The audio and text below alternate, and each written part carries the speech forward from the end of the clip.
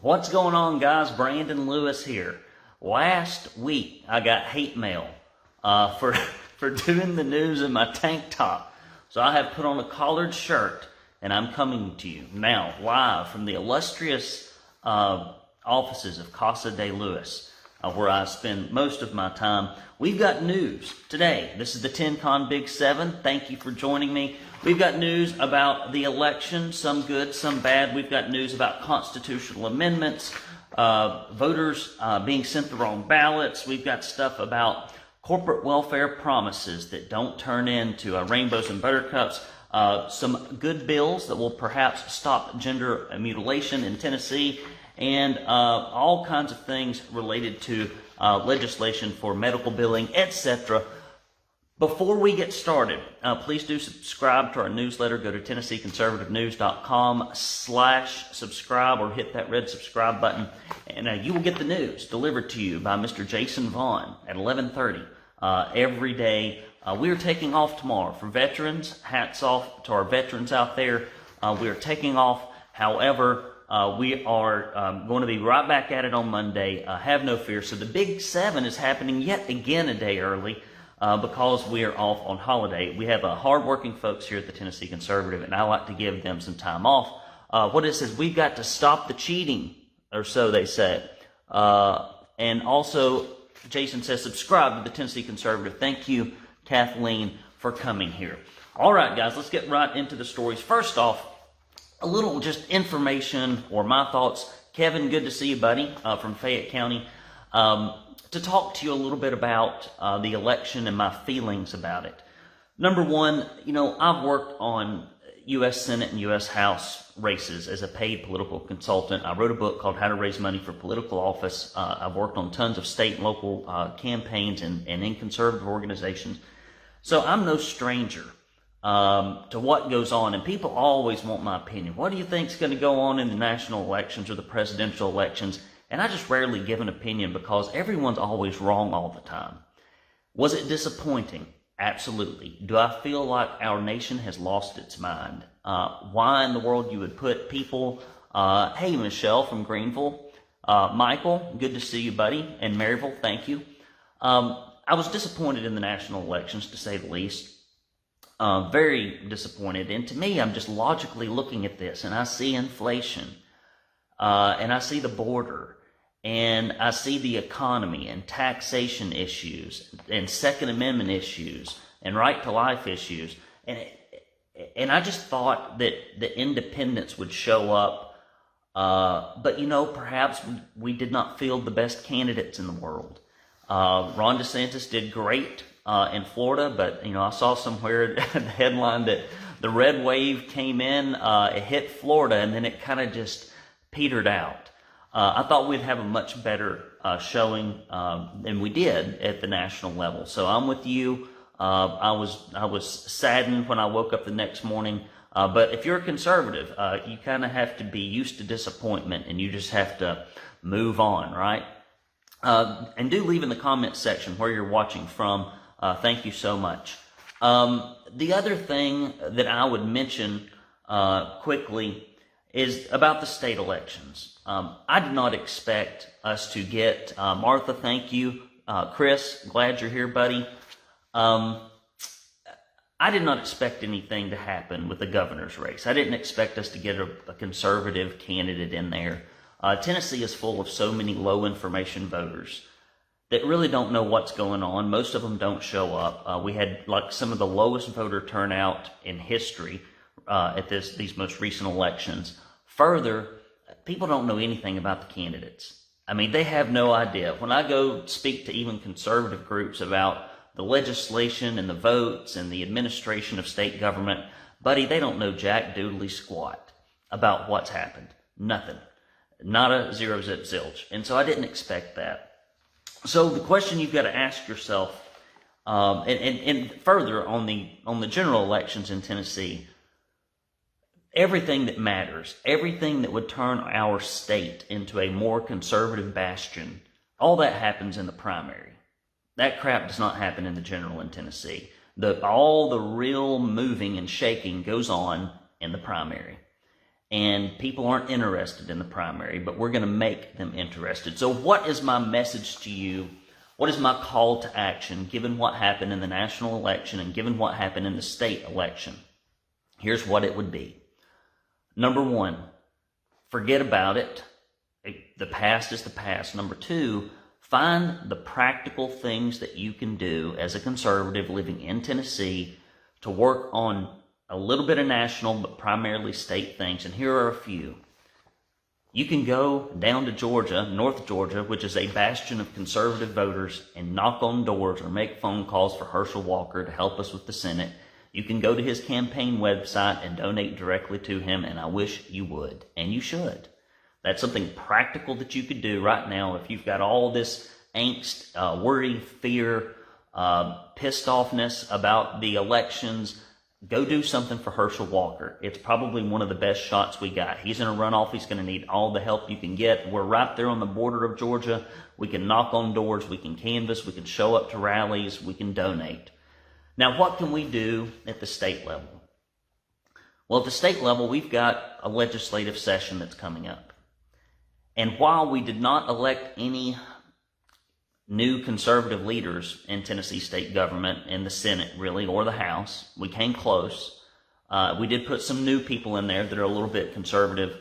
We got to keep our eyes on this upcoming legislative session. There are going to be some opportunities to show up to the Capitol for things like school choice and medical freedom and issues related to protecting children.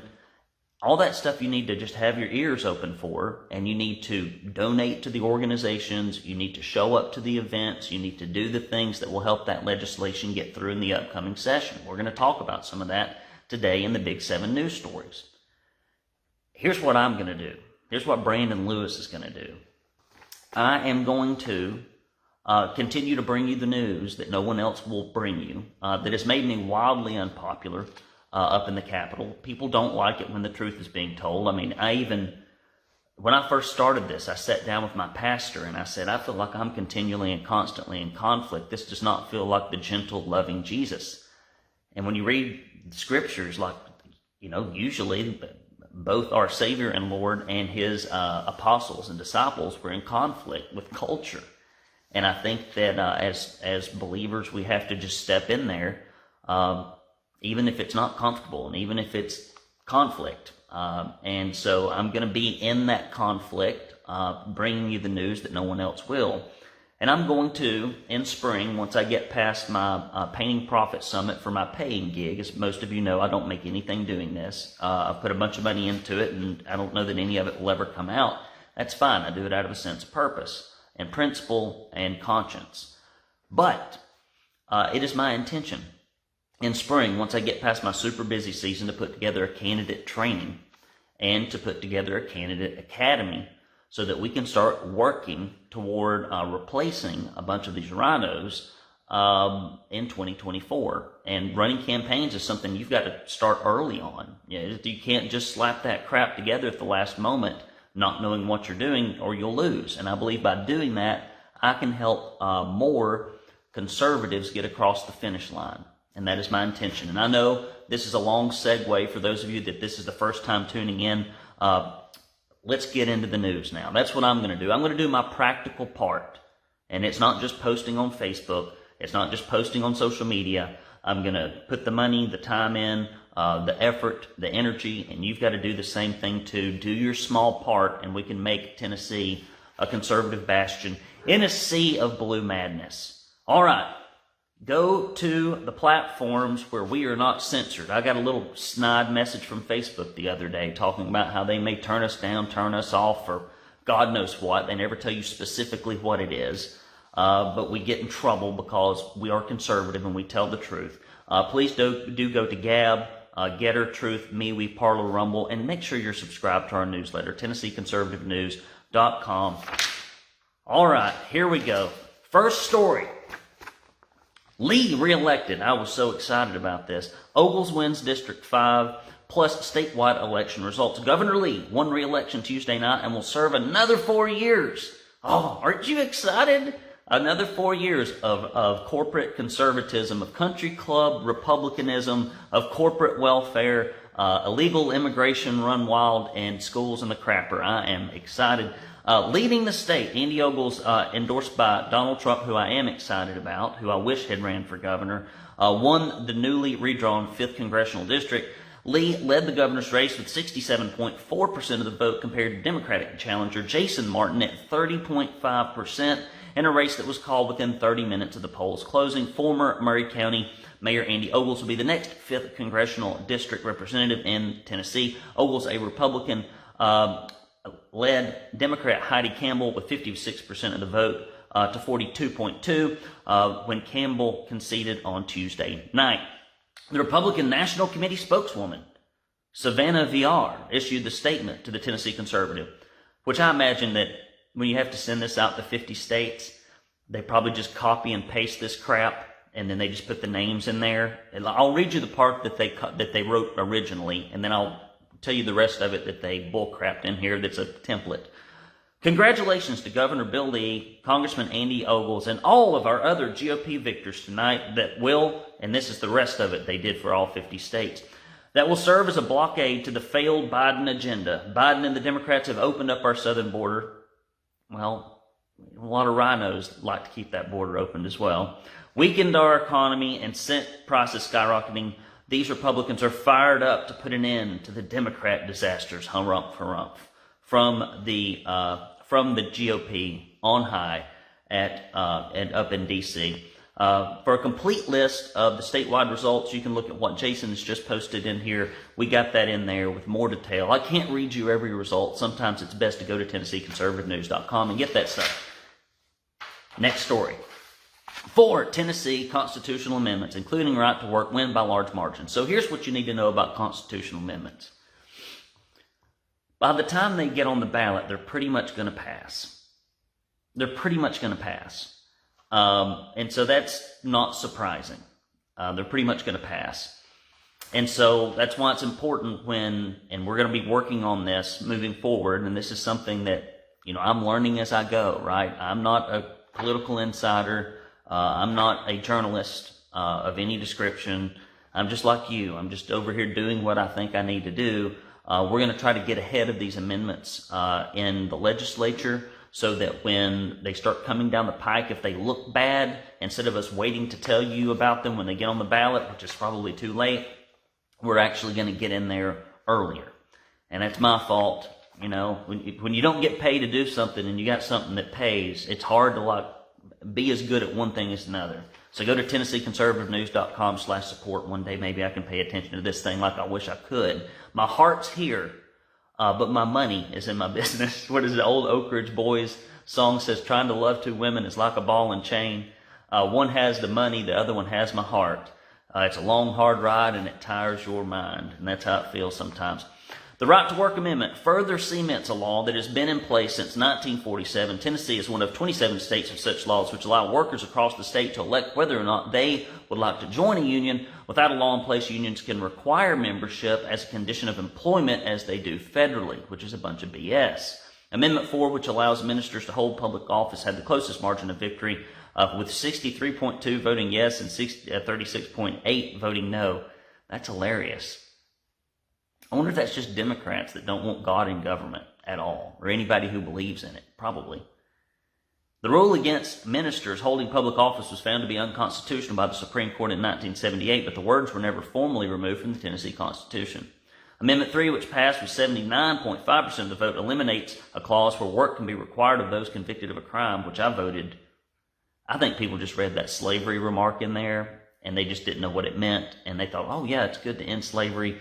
They should have just written this. These amendments are always written to specifically and purposefully be misleading, as was this one. I believe it had just said that an amendment that would require people convicted of a crime couldn't do any restitution to the state in any way, but to just continue to be a burden exclusively and only at your taxpayer expense. If it had been written that way, it probably wouldn't have passed. Amendment 2, which passed with 74.6 of the vote, creates a succession plan of the office for governor. Tennessee previously did not have an gubernatorial succession plan. If the governor was incapacitated, the amendment would temporarily put the state's lieutenant governor in charge without requiring a person to resign for him or his current post. There you go. Now listen, if you enjoy watching me, you might enjoy watching or listening to someone who actually has some talent even more. And that's why I would like to encourage you to go to wherever you get your podcast and type in Mill Creek View, Tennessee, Mill, M-I-L-L, Creek View, Tennessee podcast. And right now, we've got a standout episode this week with God-fearing patriot Stephen Friend, who was suspended from his job at the FBI for complaining about the unjust prosecution of U.S. citizens by FBI agents. It's funny how our government is supposed to look out for us. And is supposed to look out, guard against the government actually doing bad things. But they mainly look out for themselves, their employment, and their power. And that's why you need a free press that can tell you the truth for the few that want to listen. Tennessee shares, Stephen shares, all that led up to his suspension for refusing to arrest innocent people who attended the January 6th rally. Stephen, like many whistleblowers, is suffering the repercussions of speaking the truth against evil with his former employer. So this is a meaty show. It's full of facts. It's actually going on inside the FBI and the DOJ. It's a must listen. You can check it out. My good friend Steve Abramowitz does this. So do go search for Mill Creek View podcast wherever you get your podcast. Make sure you put in Tennessee, Mill Creek View Tennessee podcast. Now listen, do that for Tennessee Conservative as well and give us a 5-star and Steve a review. You need to do that. Next story, 538 voters assigned wrong ballots in Davidson County allowed to cast provisional ballots. All right, here we go. Davidson County voters that were mistakenly assigned ballots to the wrong congressional or state house districts are eligible to cast provisional ballots on Election Day. The Davidson County Election Commission posted a list of 438 voters affected by the ballot bungle, all of which became eligible to cast provisional ballots. And in effect, the voter on the list had to go to Davidson County Election Commission office on Election Day and get the corrected provisional ballot. The ballots only included those races affected in the mix-up. I guess that's a good way to try to mess things, or correct the mess-up. Election officials noted that the special paper provisional ballots would only be counted if the affected races are contested after the election. However, only 117 voters out of 438 visited to correct their ballots, which is not uncommon. Once you've screwed the pooch, most people aren't going to go take the time to go fix that. The announcement by the Davidson County Election Commission came only after a lawsuit was filed in the Davidson County Chancery Court by the League of Women Voters and 2 Nashville voters. Thank goodness. Ridiculous that you have to do this. The government screws up, and instead of fixing it proactively, they have to be dragged to court to do what's right, which is often the case. The Tennessee Secretary of State, Governor Bill Lee, and Davidson County Election Commission were named in the suit. Jeff Roberts, the county's election commission administrator, said on November 2nd that the error that caused the mix-up was resolved, stating that the county's mapping software misclassified some of the homes in the edge of the district boundaries. However, Nashville Law Director Wally Dietz told reporters that the situation was still in place, stating that election officials have identified others who haven't voted who might still receive faulty ballots due to an ongoing problem with mapping software. These voters were slated to receive paper ballots when they arrived at the polls. All right, here's a little corporate welfare news. Boy, now here's the thing you can expect. Governor Lee's just been elected, right? He's got 4 more years to serve, 4 more years. Let's hope that another catastrophe does not come down the pipe where his resolve has to be tested to protect our constitutional rights, because his first go-round did not go so well. Did not go so well. And so we better hope that he doesn't get another test. So we cross our fingers for that. What you're probably going to see with Bill Lee over the next 4 years, if I had to guess, is some symbolic school choice stuff. Hopefully, maybe. He may just lean on the fact that 400 and some odd kids got school choice out of 1 million, and that'll be his legacy for that. Big promise. I think we will see nothing done on illegal immigration. I think we will see more corporate welfare. That's the only thing. Like if you had to put a $100,000 bet, we're going to be giving more Tennessee taxpayer dollars to millionaires and billionaires without any accountability, with no clawbacks, with no paybacks. That's what we're going to get. And there's going to be a lot of that. And here's a story about some corporate welfare that was handed out to Amazon, a very right-leaning company. that stands up for American values and is very aligned with the conservatives in Tennessee. So we gave them a bunch of money. Let's see what's happening with that. Amazon bails on promised job creation in Nashville with hiring freeze. Amazon announced they would be placing a hiring freeze on new hires for corporate positions within the company, noting a failure to hold up their end of a bargain made with the Metro Council. Just a few years back, Amazon promised to create 5,000 jobs, right? Promises from corporate politicians and rhino Republicans and leftists are always very similar in that they don't actually happen. Just a few years back, Amazon promised to create 5,000 jobs for the Nashville area with an average salary of $150,000. In exchange for bringing those jobs to the region, it was decided that the city would give the company $500 for each new position for 7 years. Amazon would also receive approximately $2.1 million of your money. Okay? An Amazon spokesperson claims that the company has made good on start to keeping that promise, hiring over 2,500 employees for corporate tech positions in Amazon, and that they remain committed to the city. 2,500, well, then I think they should have to give back at least $10 million. If you've only made half your promise, shouldn't you have to give back half the money? The hiring freeze had already been initiated in some corporate areas and in recent weeks was being expanded to other portions of the business. The freeze is on incremental hires. The freeze is being blamed on the economy and the uncertain place and a lot of how many people have been hired in the few years. The company hired a whole bunch of them during COVID as people were forced to stay at home and mom and pop businesses shut down in Tennessee while the big box retailers were allowed to stay open under Republican leadership. It is unclear how much money Amazon has received for the jobs they have created to date, but it is clear that the company has no plans to add the remaining promised jobs for the Music City anytime soon. This is what happens with this corporate welfare crap. These big promises, and there's no accountability. Buddy, we are held accountable as taxpayers. We got to pay our tax bill, or guess what? Men with guns will show up at your house. But these corporations can get your taxpayer dollars from our Republican officials, and if they don't do anything, no big deal. Guys, listen, it is tough work here. It is yeoman's work. Please help us. Go to TennesseeConservativeNews.com/support. You can see Jason posting that in the comments section. You can look at it in the header there.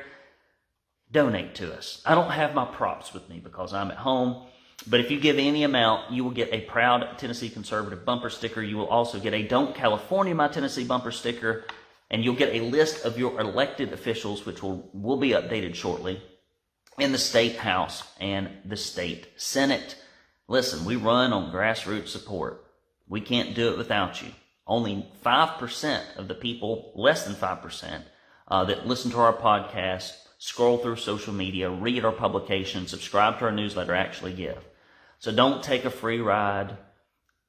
The freeloaders have already voted, right? No red wave. Well, we can't be freeloaders. All right, guys, so if you're one of the 95% you've never made a donation, please go to TennesseeConservativeNews.com/support and help us out. We need the money. Clear your conscience. Sleep like a baby tonight. When you donate to the Tennessee Conservative, go to TennesseeConservativeNews.com, hit that support button, and subscribe to our newsletter. I know you will. You will not let me down. Next story. Tennessee bill to limit gender mutilation introduced by Republican lawmakers. This is what you call a day late and a dollar short story. And we've talked to you about how that legislation was introduced by the actual conservatives. Reagan, who won, thank goodness. John Reagan in the House and Janice Bowling in the Senate.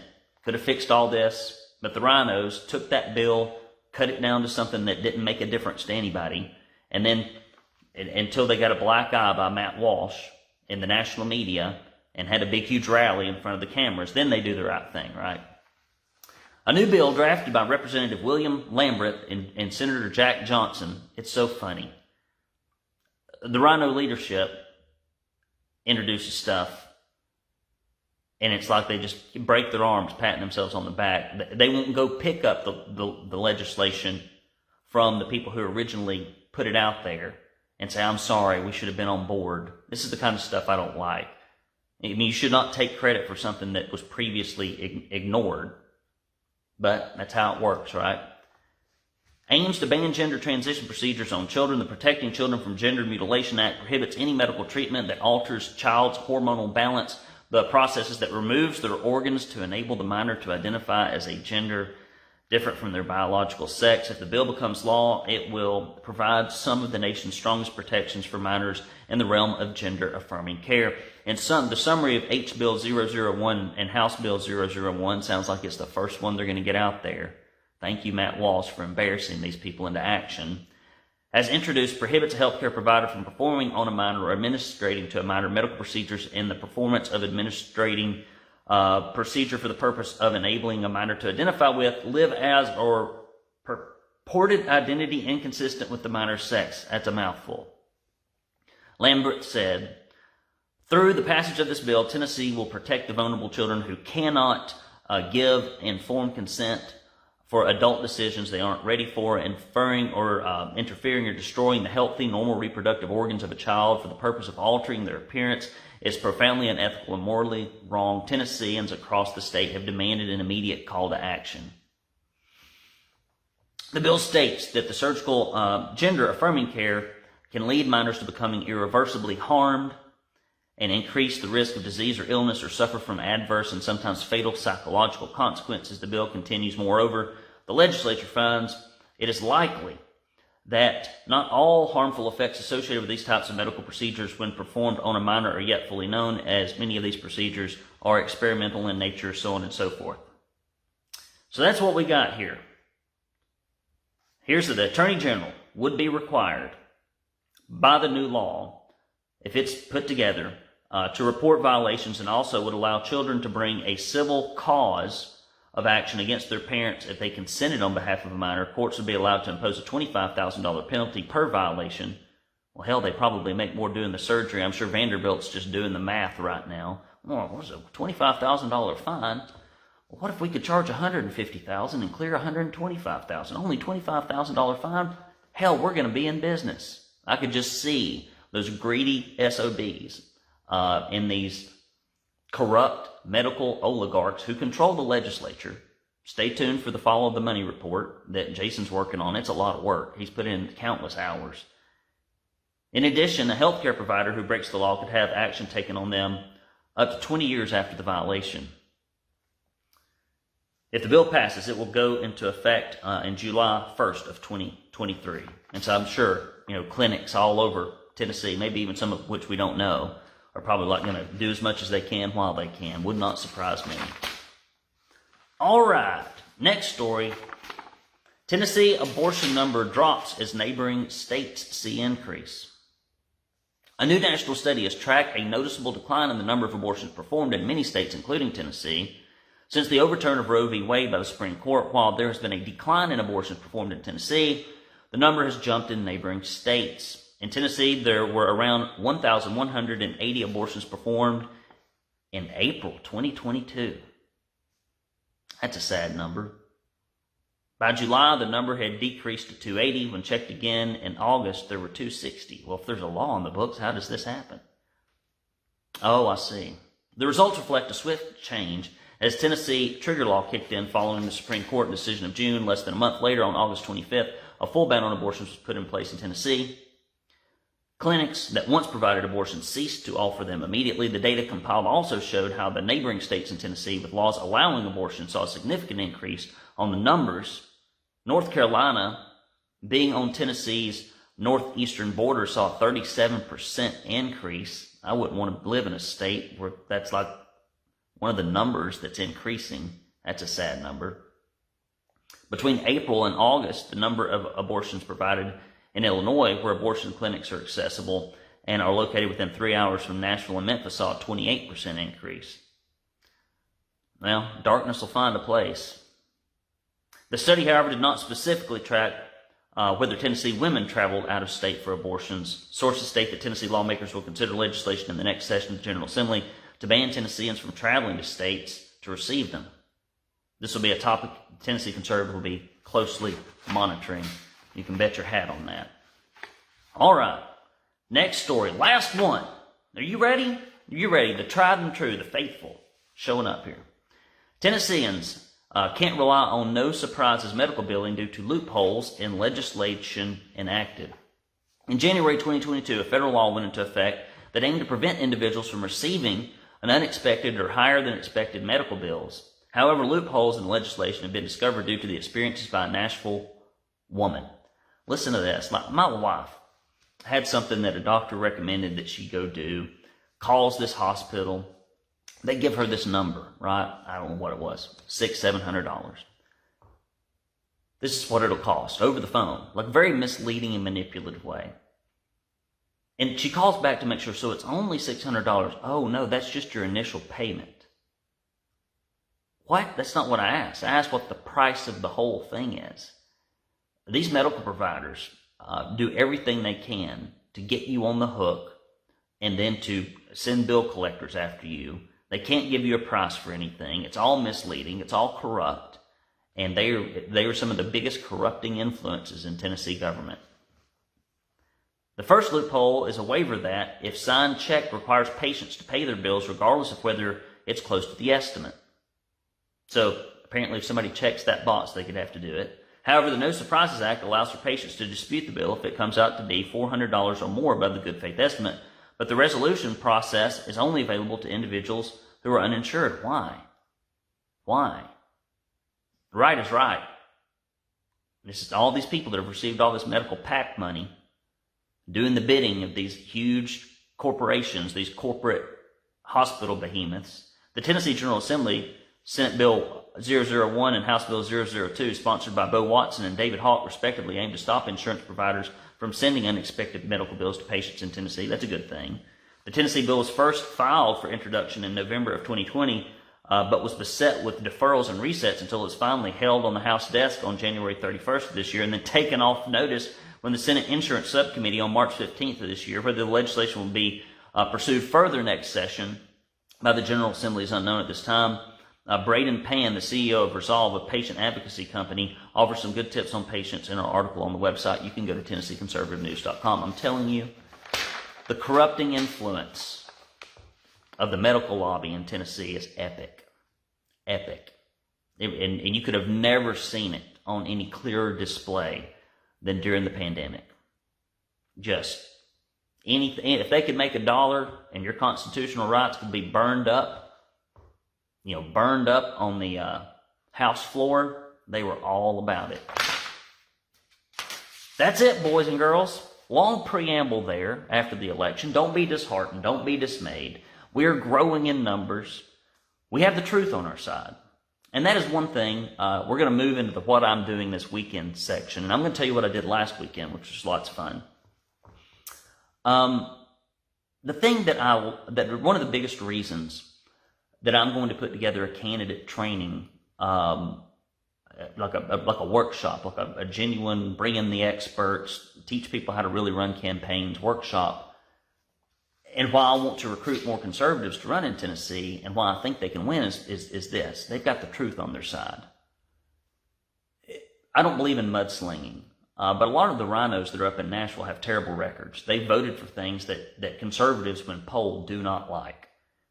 People don't like corporate welfare. Like 60% of people were against that Titan Stadium deal. 60%. I bet it's about 80% of Republicans, primary voters. People don't like watching the government being increased by 21% when it was promised by the governor to reduce its size. And almost all of them voted for that. Then there's a long litany. Everybody who are on these committees have passed bills that are not conservative. They tell their constituents about things, and people are so low information they don't know. But if you raise the money and if you use the proper tactics, you can get the truth in front of enough voters in primaries. And with the primary turnout being as low as it is, somebody who is a challenger really has a great shot in Tennessee if they run a proper campaign to get elected. So that's why I am not discouraged in the volunteer state. I believe we can make a difference. I truly do. I would not continue to do this if I thought it was hopeless. I'm going to get in there and try to see if I can make my little difference. Now, you should do the same. I'm going to say it again. Don't let this stuff get you down. And I'm kind of a negative Nancy and Nelly. Now, I'll go out there and continue to do something, but I plow a field like Eeyore would plow a field. Now, I'll do it, but sometimes I'm not as cheerful about it as I should be. Don't let that rub off on you. That's a personal failing of mine. You know it's bad when your wife hands you a book while you're in the bathtub and it says, like, here's this book called The Power of Positive Thinking. Maybe you should pick it up. And I've read a few pages of it. I'm going to get through the rest of it. I'm going to try to get back to reading more than I used to now that we're settled in this house. So don't get discouraged. If you want to do something about the national election, I would encourage you to focus your attention on Georgia. If you can go down there and knock doors, if you can do something, make sure that you do it. All right, now listen. This is the part that everybody listens to the very end. And some people fast forward to the very end to hear this segment. I don't have the mailbag today, but Betty, the mailbag is going to be bulging bag next week. Next week, the mailbag will be huge and overflowing. We got a lot of mail at the office, but I've not been able to get out there this week to check it. So if you ever get a thank you note late from us, it's because I have to, get on a horse and ride down the mountain here and go check the mail. So what happened last weekend? Last weekend, I had about 21 or so of my closest friends here at the house, guys, from all over the Southeast. I do it as a tradition. I have done it for 13 years. We had a great time. Grilled out steaks. My friend Eric, just a fantastic friend, helped me get everything put together. He is a master filleter of meat and preparer of seafood. My buddy Corey who worked as a Huddle House cook. Boy, you should watch him cook breakfast. You should watch somebody that worked as a Huddle House cook, like you'd be in your kitchen, like slinging eggs around and stuff. It was amazing. We just had good music. We had good fun. We had a huge, epic bonfire in the backyard. Went downtown, watched some football. I actually got a TV up just so they could watch football, because I don't watch football, but I know that some people do. And this weekend, we were slated to go to a cabin with some friends of mine, back-to-back, fun and festivities, I think at Tim's Ford. But Ruby got sick. She got sick. She was running a fever, and then she started, doing the unmentionable thing. We started throwing up, and so I was like, well, I don't know if we're going to go. Maybe she'll get better. And then she got a little better, and then she had a fever, and I'm like, well, at this point, maybe we just need to stay home. And so I'm going to have a home weekend, which I desperately need. We're just going to hang around here at the house, probably have a fire outside, maybe roast some marshmallows with the girls. And we're just going to be antisocial, hang around here at the house. I'm going to catch up on work. We're going to go to church on Sunday and just have a stay-at-home weekend. I could never have imagined when I was a bachelor, as I was always doing stuff, that I would find myself calendaring weekends. Like on my calendar, I will block it off and it will say stay at home, because I enjoy staying at home. And so that's why I don't travel as much as I used to. Guys, that's what's on tap for this weekend. Some choring and some working and some fellowshipping with the girls. I live with 4 women, and so it is interesting from time to time, and it makes you a better person, because you have to be, just to survive and maintain your sanity. You are going to be put in the female crucible until that old chunk of coal comes out a gleaming diamond, because women do amazing work. And I appreciate all the women out there who listen and watch, who support the Tennessee Conservative. I would say our support probably comes from like 70% women, I would say, probably. I think that's probably about right. And I have seen that a trend in activism as well. When I look at the people that are leading organizations across the state that are actually spending time, and then I look at the volunteers and the folks that are engaged, it's ladies. It's ladies. So don't just be a social media warrior. That's the number one caution I'd give you. Don't just be a social media warrior. Physically get out there, knock on the doors, talk to the people, see the folks, go to the meetings, give the money, write the legislatures, drive up to the Capitol, do the stuff that's not online, right? Do the online stuff for your own entertainment and gratification, and occasionally it can be used as a good tool. But all the other stuff, find whatever your time and talent is, and if you don't have the time and you don't have the talent, you always have some money, and it might not be much, but put that money where your mouth is, put that money where your mind is, put that money where your heart is, put your time where you can, and we will do good things in Tennessee. I have no doubt. I feel like we're headed in the right direction. We just gotta regroup, come up with a little bit better strategy, a few better tactics, and then go after it. So I'm going to do my little thing, you do your thing, and we'll be all right. All right, guys, Brandon Lewis here. Brandon Lewis here with the 10Con Big 7, wrapping it up. I hope you enjoyed those news stories without the visual aids. But you could perhaps imagine, and do go wherever you get your podcast, Tennessee Conservative. Type that puppy in there, hit the subscribe button, give us a 5-star review. Tell your friends about it. It really helps. See you next week. Talk to you later. Love you, mean it. Take care.